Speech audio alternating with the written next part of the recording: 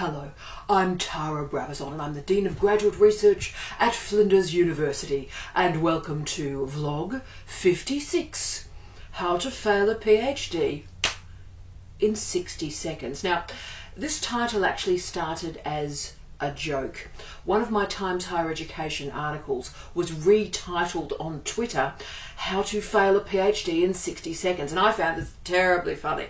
I thought this was really amusing, and it wasn't really the task of the original piece to determine the failure in 60 seconds. My original article was really about sharing with students and supervisors and institutions around the world about those particular corrections discovered by examiners that serve to pound your mark, from straight through A right the way through to minor corrections, major corrections, revise and resubmit, an MPhil, and yes, a fail.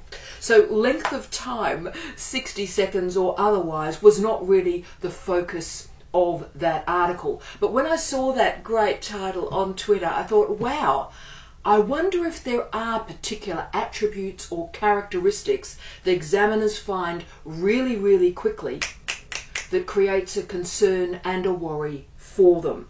And the answer is yes, and that's the task of our vlog this week. Now, we always need to remind PhD and master's students that you are writing for two people. You are writing for two people, and those two people are examiners. The examiners have one job: to uphold the highest standards of scholarship. So it is that old cliche, you had one job, you had one job. Well, the examiners, they actually only have one job, and that job is not to make you feel happy, not to make you feel good about yourself, not to make you go, oh right, I've got 5 articles from this PhD, aren't I clever? That's not the examiner's role. Their job is to make sure that you have reached the international benchmarks of scholarship, that you've demonstrated academic protocols, originality, academic integrity. You have the capacity to read a large amount of materials, create an accurate synthesis, and then use that synthesis to build an original contribution to knowledge. Now, we as examiners have a series of proxies for all those attributes, and many of them, yes, do emerge within minutes of opening up your thesis. So we're now going to enter the dark art, or indeed the dark sociology of examiners and examiners' processes and examiner behaviour. What does happen in the first 60 seconds when an examiner opens the package to see a thesis or downloads that file? How to fail a PhD in 60 seconds? Let's do it. Number one, size of the thesis. Now, a key worry that emerges for me at the point that I download that file or I open that package is the size of the thesis. Here's one I prepared earlier. Here is a failed PhD. Now, I knew the moment that I unpacked this thesis that it was a failed PhD, and significantly there were 3 examiners in this particular system.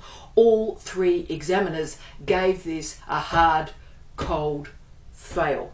So I opened it, saw the size of it, I went, we are really in trouble here. It's going to be a fail, and it was. Now, just to do a comparison, here is another thesis from one of my wonderful students, Dr. Leanne McRae. She's a very famous woman, great writer in her own right. I love you, Leanne, you're a star. That's Leanne's thesis. Went through AABs, that's a 1-1-2. Straight through, minor corrections. I believe the correction was she required more Madonna in the thesis. That was the time, Leanne, wasn't it? That was the time. We all need a bit more Madonna in our life. But that is a passed thesis straight through, just so you can see the size. So if the thesis is short in length, then that is often a proxy for the thesis being short in ideas. The point of a doctorate is you're meant to show mastery in a very small field. So you're needing to prove that you are an expert, yes, but also that you can control information. You need to demonstrate information literacy skills and the capacity to organise knowledge. So if I see a thesis that's the size of a coursework master's or indeed an honours, then that is heading for failure. Because part of what a PhD is the capacity to manage a large amount of information and organise it with skill. So if it feels like an honours dissertation, you are gone. 2, we look at the bibliography reference list. Now, when I open a PhD, and this is an internationally recognised practice of examiners, almost all of us go to the bibliography or reference list first. So we read it, if you will, from the back. So what am I looking at when I'm going to a reference list or a bibliography? There are 3 things that I'm looking for. I'm looking for completeness. I'm looking for a high number of references from the last 2 years. And I'm also looking for a correct referencing style. Well, obviously, a correct referencing style is an academic protocol. You can't reference. Thanks for playing. It's over. So, correct referencing style is a benchmark expertise competency. But I also want to see a broad range of scholarly sources. I want to see that you as a candidate understand this field with breadth and depth. And I also want to see a large number of references from the last 2 years. I need to see that you are working at the edge of knowledge.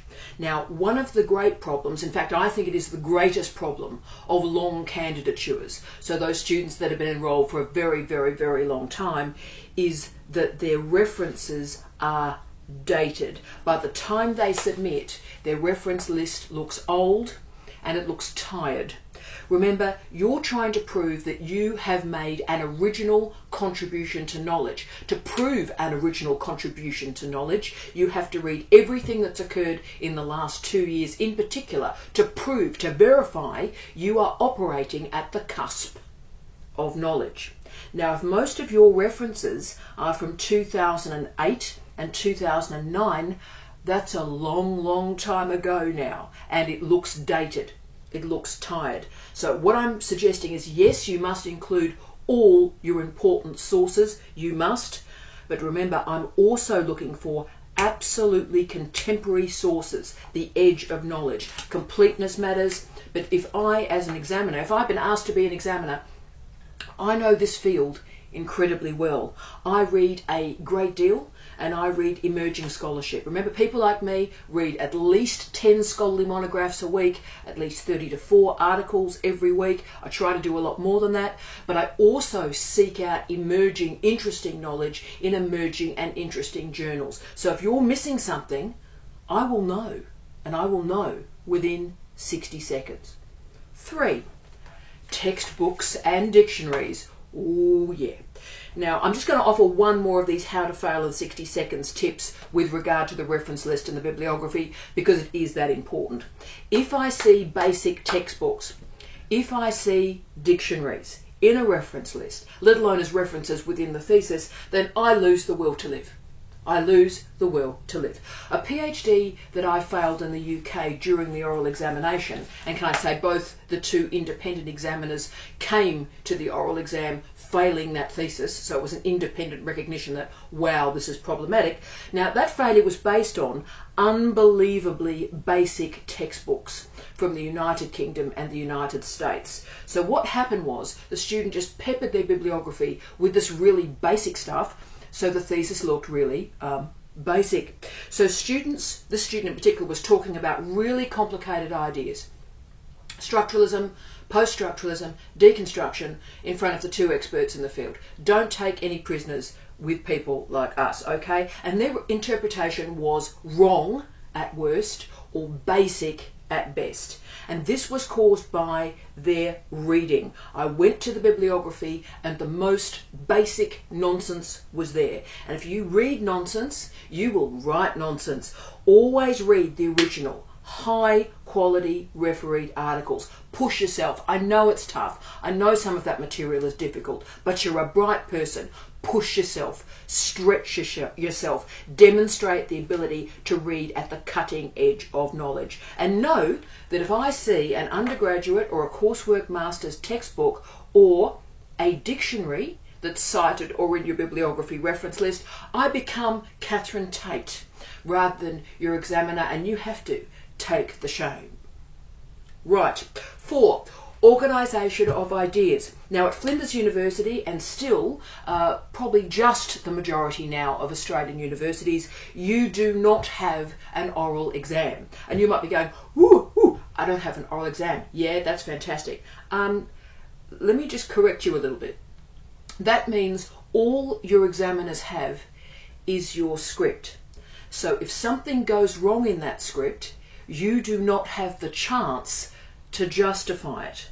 So all you've got, your only capacity to show your wares is in the written presentation of the PhD. So if you don't know how to construct a paragraph, if your organisation of ideas is a bit chaotic, then you're gone.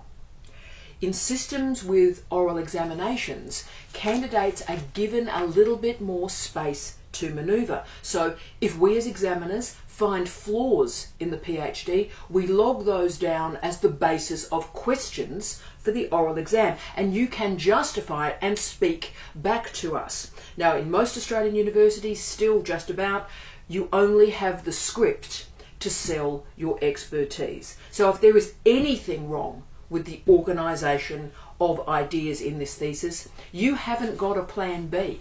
You haven't got an oral exam to justify what you're doing. So please remember, the presentation is everything. 5. Poorly written thesis and or the use of an editor.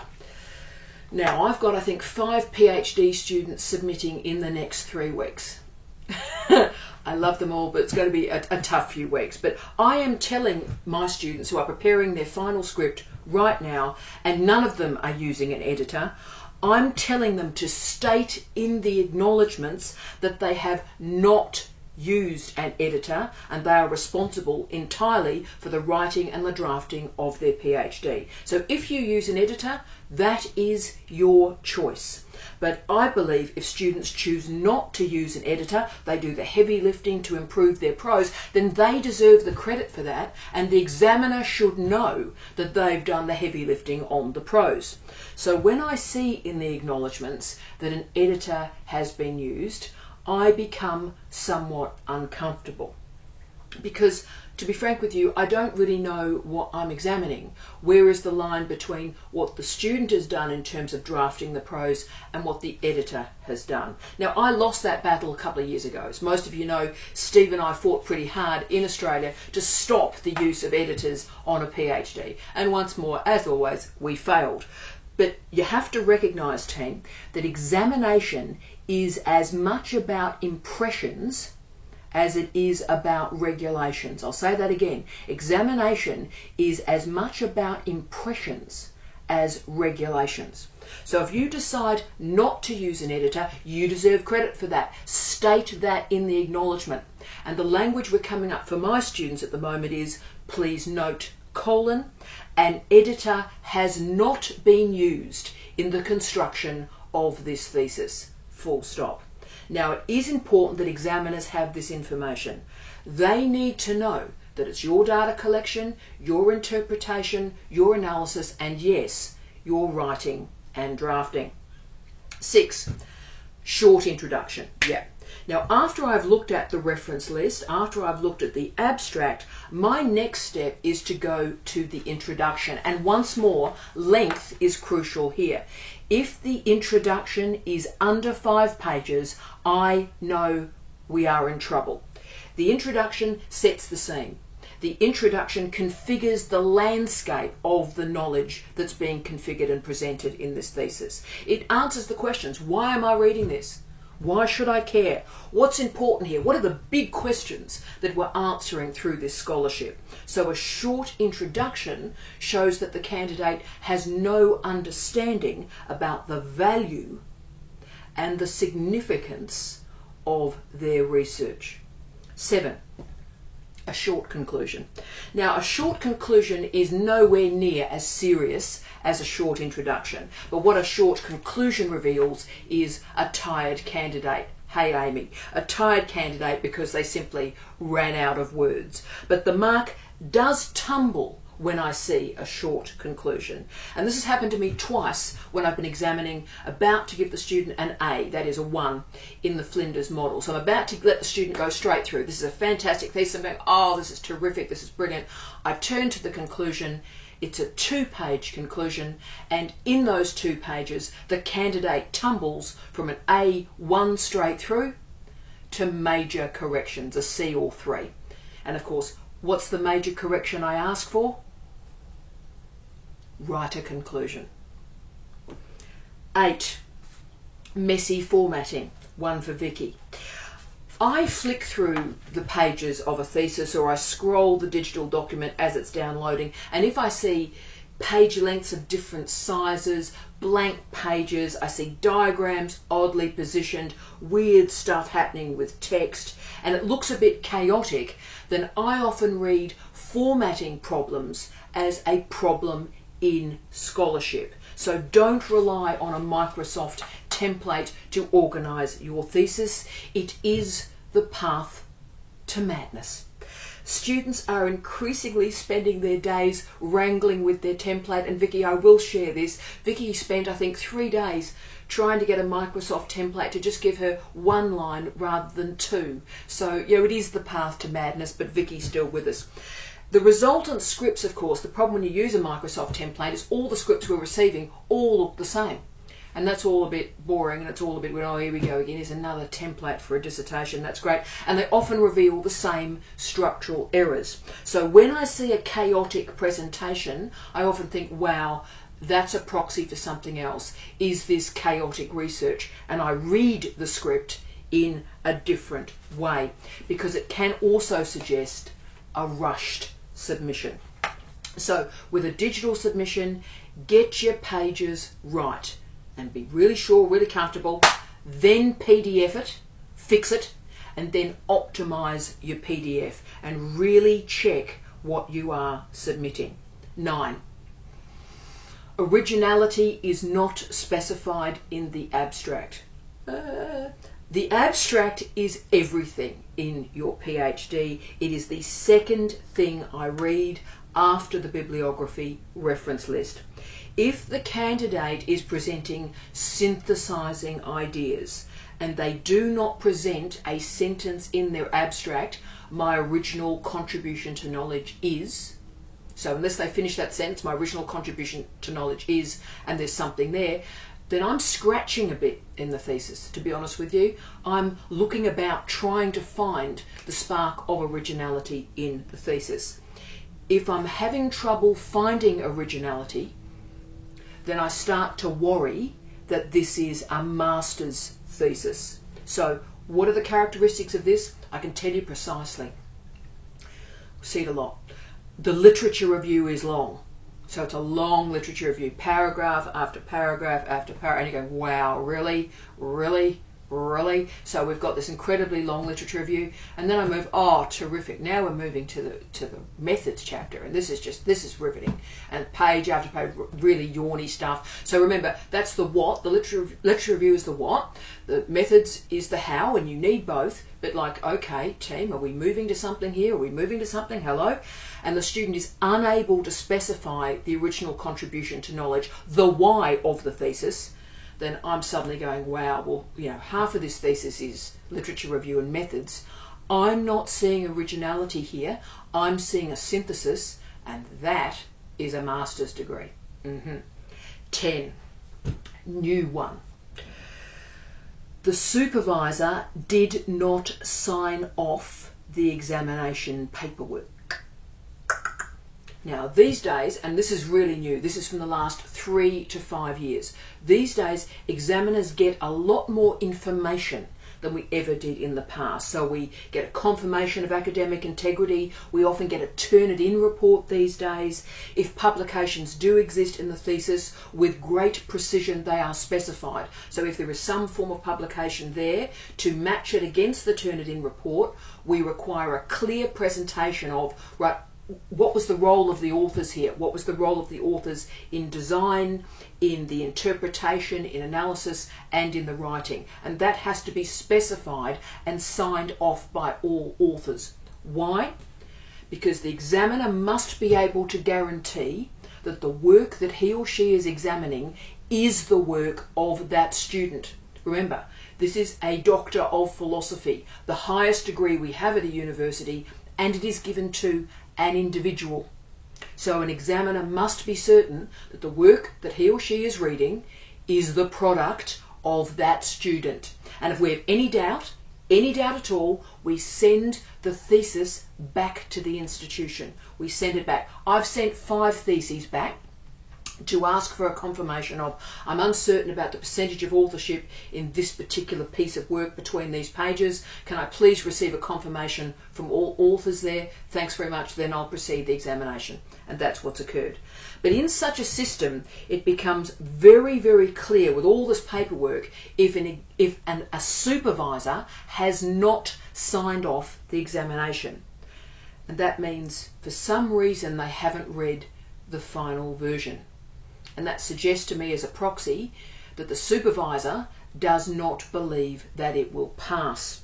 So if I have seen any sense that the supervisor has not signed off this thesis in the paperwork supplied by the university or in the acknowledgements that you write. So for example, that lovely acknowledgement page that you often write at the start of the thesis, you thank your parents, you thank various deities, you thank your friends, you thank your Labrador, you thank your hamster, and all of that's great, but then you don't thank your supervisor.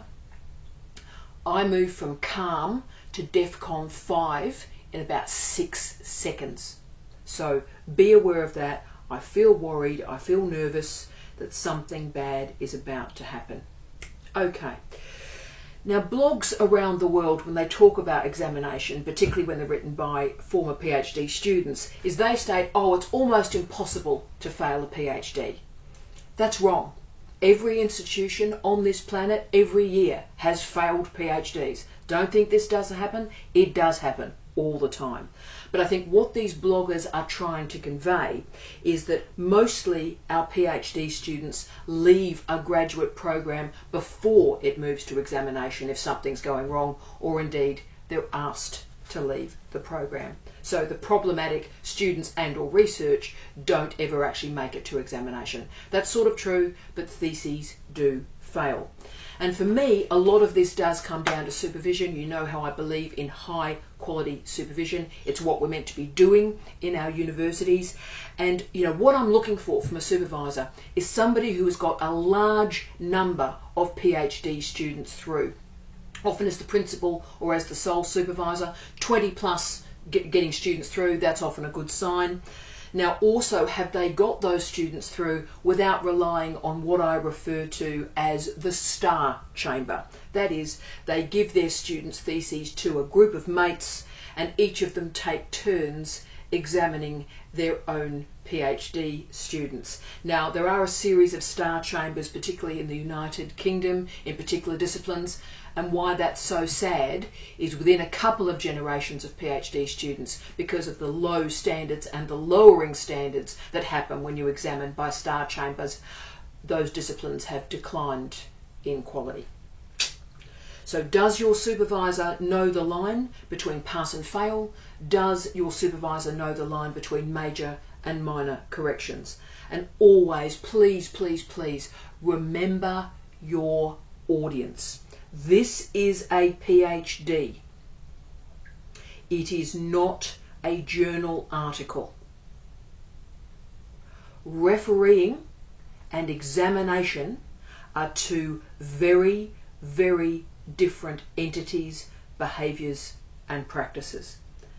Examiners are making a statement, an international transparent statement about the quality and the originality of your research. You will produce hundreds of refereed articles, but you'll only ever have one PhD. So therefore, all I ask of you is that you respect the process.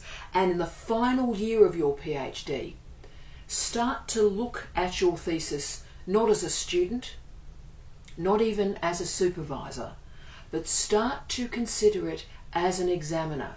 What are you doing? What are you presenting that may cause concern or worry for those two people that are going to assess this work? Think of the triggers and the concerns that you may be creating that may result with examiners worrying about your thesis in some form. So remember, your priority is to calm the examiner, relax the examiner, show that you are a fine scholar that understands the genre of a PhD and understands the expectations of a PhD. And yes, those first 60 seconds really do matter.